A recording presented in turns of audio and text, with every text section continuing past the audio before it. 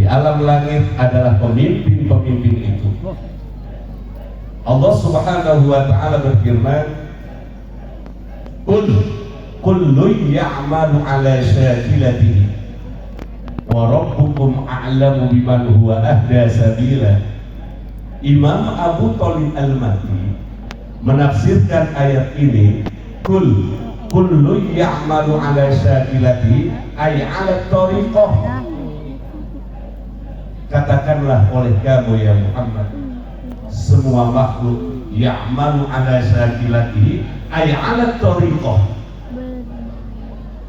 Keberkahan tariqah melihat dari hadis Rasulullah sallallahu alaihi wasallam, al-iman salasu mi'atin wa salasatun wa salasuna tariqatan man laqiyallaha bisyahadati minha dakhala jannah.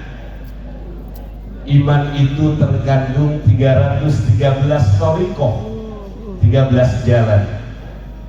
Siapa orang yang bertemu dengan Allah lalu bersyahadah atas Allah, dia datang atas syahadahnya dengan mengambil salah satu tariqah dari 315 tadi, dakhala jannah, maka dia akan masuk ke dalam surga. Maka orang yang sudah masuk jalur tariqah, dia sedang berupaya untuk masuk ke dalam surga dari salah satu 313 tadi. Maka berbahagialah orang yang cinta tariqah dan mengamalkannya. Kita lihat ibu bapak yang dimuliakan Allah Subhanahu wa ta'ala, mudawamatul awrad mazidul iman wal itqan. Orang yang mudawamah di dalam auratnya, mudawamah di dalam zikirnya, itu mazidul iman, di atas dari iman. Iman aja nggak cukup, harus ada mazid. Mazid itu adalah mudawamah, istiqomah. Sayyidah Aisyah pernah ditanya oleh sahabat tentang perbuatan Kanjeng Rasulullah sallallahu alaihi wasallam. Sayyidah Aisyah selaku istrinya menjawab, karena amaluhu di mata. Amal Kanjeng Rasulullah itu mudawamah, langgeng.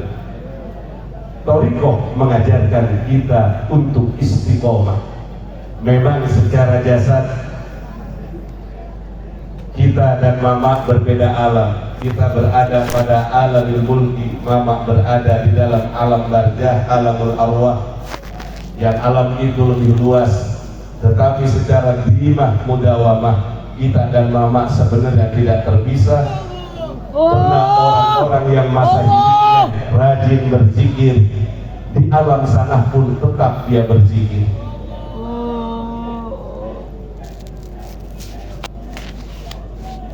Musyahadah menurut Imam Busairi ada musyahadah tingkat amah. Yang kedua ada musyahadah tingkat khusus, dan ada musyahadah khususul khusus atau khususul khawas. Tariqah mengajarkan kita untuk musyahadah khususul khusus. Orang yang sudah sampai pada musyahadah khususul khusus, di saat dia berzikir, dia tidak memandang dirinya. Di saat dia sholat, sholat yang dia lakukan itu bukan perbuatannya. Sholat yang dia lakukan, zikir yang dia lakukan, semata-mata adalah fa'lullah. Maka di saat dia berzikir tidak ada kepentingan dirinya. Dia tidak ingat surga, tidak ingat fadilah. Yang ada gerakan-gerakan ini semuanya adalah Allah yang memberikan. Ini musyahadah khususul khusus, yang bahasa Mama ini disebut dengan fana fil fana. Maka sebenarnya kita dengan Mama ini secara ruhaniyah tidak berpisah. Thariqah mengajarkan kita untuk rabithah, dan orang-orang yang sudah sampai pada musyahadah khususul khusus, di saat duduknya yang dilihat adalah Allah. Orang yang seperti ini di saat dikasih nikmat yang besar, dia tidak melihat nikmat itu. Di saat dikasih musibah, dia tidak lihat musibah itu, tapi dia melihat siapa yang memberikan musibah. Ini yang diajarkan oleh thariqah.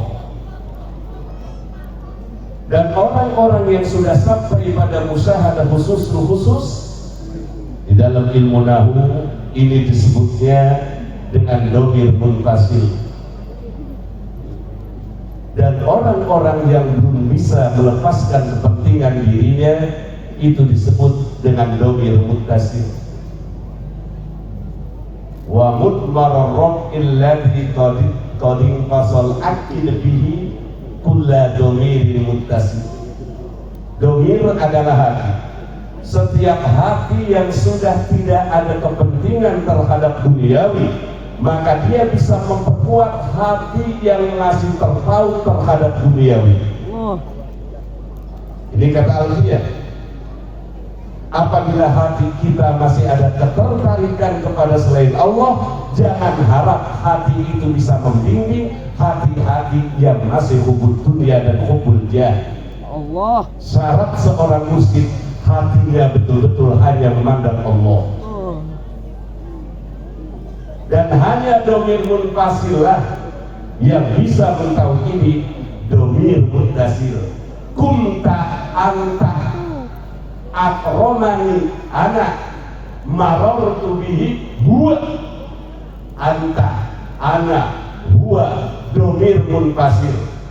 Hati yang sudah terpisah dari kepentingan hawa nafsunya, maka orang yang musyahadah dia bisa membimbing hati-hati yang belum musyahadah, baik muttasilnya mahal ropa, mahal nasab, mahal jr, kunta mahal ropa, tauhidan ku anta, akromani anak mahal nasab di tauhidan ku anak, marartu bihi dhamir muttasil di-jr-kan di tauhidan ku huwa. Maka sekalipun mama sudah berada di alam barzah, kita berada pada alamil mulki, sebenarnya mama masih membimbing kita.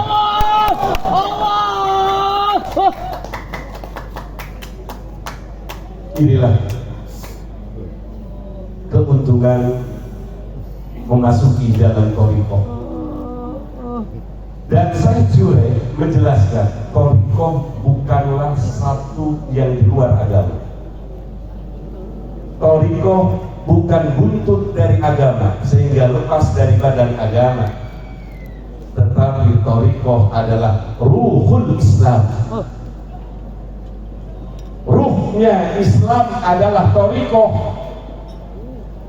dan ruhnya thariqah adalah firman Allah Subhanahu wa taala, qad aflaha man zakkaha wa qad khaba man dassaha. Thariqah di zaman Rasul menurut Imam Qushairi sudah banyak dilakukan oleh para sahabat Rasulullah, sehingga Sayyidah Aisyah mengatakan, Nabiyuna Muhammadun sallallahu alaihi wasallam tidur sesuai dengan zikirnya, zikir sesuai dengan tidurnya. Jadi Nabi Muhammad tidur, Nabi Muhammad zikir, zikirnya sama dengan kenikmatan tidurnya, tidurnya sama kenikmatan dengan zikirnya. Wa qalbuhu la yanam wal ainu qad naisat. Hati mata Nabi tidur, sebenarnya hatinya tidak. Maka mimpi para nabi adalah mukjizat. Berbeda dengan kita. Terkadang tidur lebih nikmat daripada zikir, sehingga tidak sedikit Para pengamal thariqah di dalam mengamalkan muraqabah misalnya suka hitung-hitungan akan waktu tidurnya terpotong dengan muraqabah, terlebih kalau muraqabahnya muraqabah al-ulia yang 6 jam itu. Dari sini saya bersyukur sekali bisa menjadi murid mama.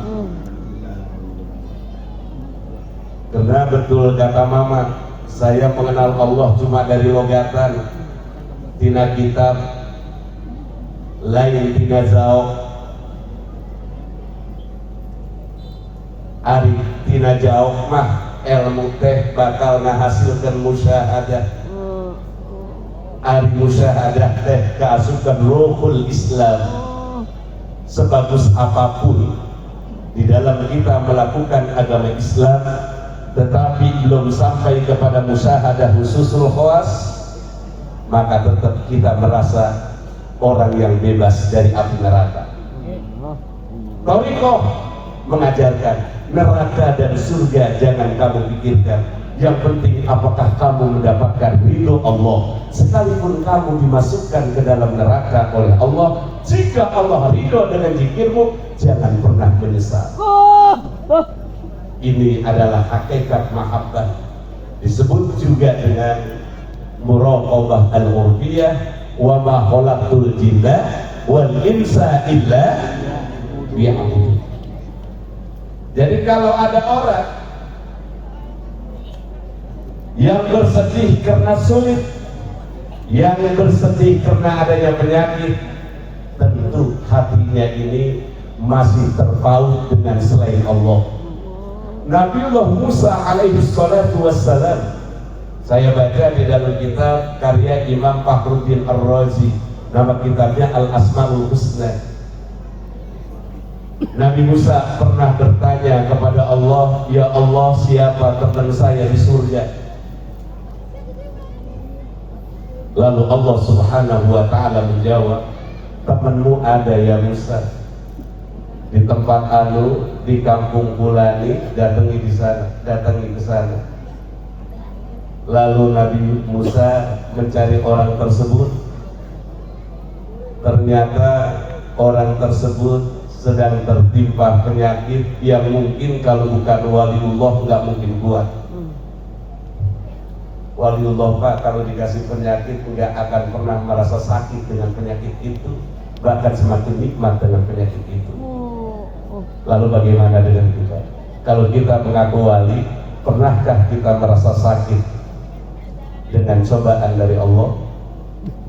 Kalau baru dihina tetangga, dihina teman, kita udah merasa nggak dihormati, ciri bahwa pada diri kita tidak ada bau wali-wali aja.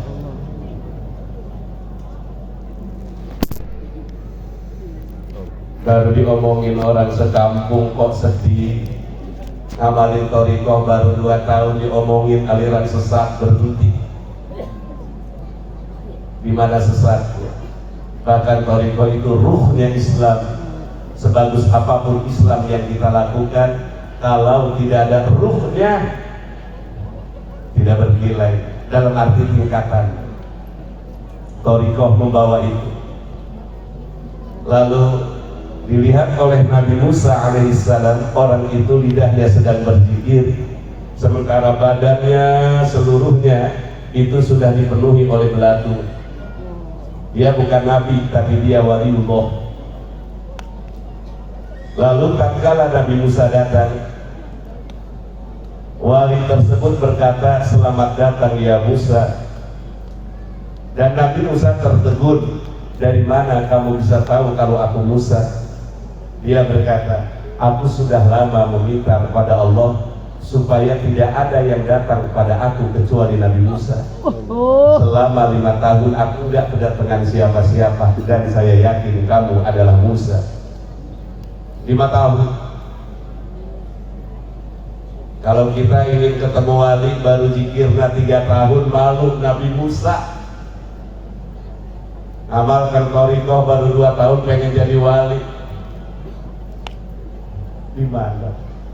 ngamalkan thariqah pengen sampai pada tingkatan musyahadah khususil khusus, sampai ingin marifat, baru dikasih istri cangkeng, eta uji ke istri depakan, istri dibentakan, nggak ada wali.